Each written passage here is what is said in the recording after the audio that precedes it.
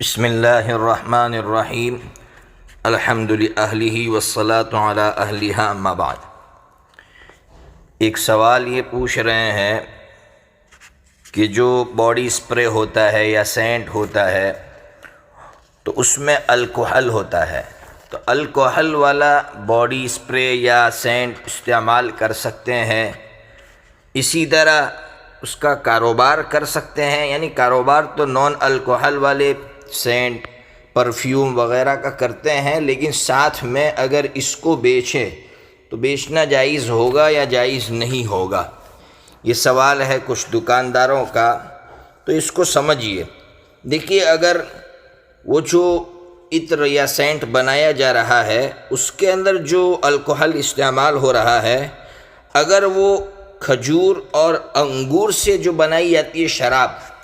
اس کا استعمال اس کے اندر ہو رہا ہے، باڈی اسپرے کے اندر یا پرفیوم کے اندر، تب تو کوئی گنجائش نہیں ہے۔ لیکن عام طور پر یہ دیکھا گیا ہے، تحقیق کے بعد یہ پتہ چلا ہے کہ اس کے اندر انگور اور کھجور کی شراب کا استعمال نہیں ہوتا ہے، بلکہ اس کے علاوہ اور جو چیزیں ہیں جس سے شراب بنائی جاتی ہے اس کا استعمال ہوتا ہے۔ اسی لیے حضرت امام ابو حنیفہ رحمۃ اللہ علیہ اور حضرت امام ابو یوسف رحمۃ اللہ علیہ دونوں کے مسلک کو دیکھتے ہوئے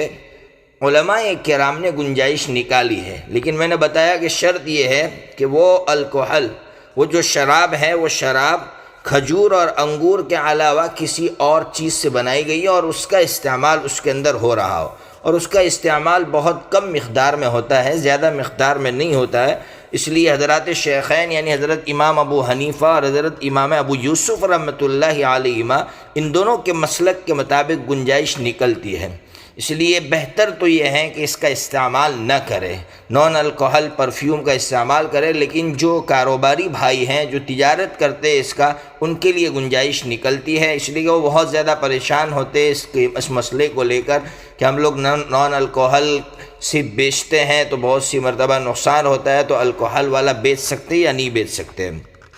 یہ جو ہے اس کا حوالہ میں دے دیتا ہوں، تکملہ فتح الملہم، حضرت مفتی تقی صاحب دامت برکاتہم کی یہ شرح ہے مسلم شریف کی، اس کی جلد نمبر 9 صفحہ نمبر 498 پر حضرت مفتی تقی صاحب دامت برکاتہم نے اس کی وضاحت فرمائی ہے۔ اللہ تبارک و تعالی ہمارے مسائل حل فرمائے، اللہ تعالی ہمیں دین کی سمجھ عطا فرمائے۔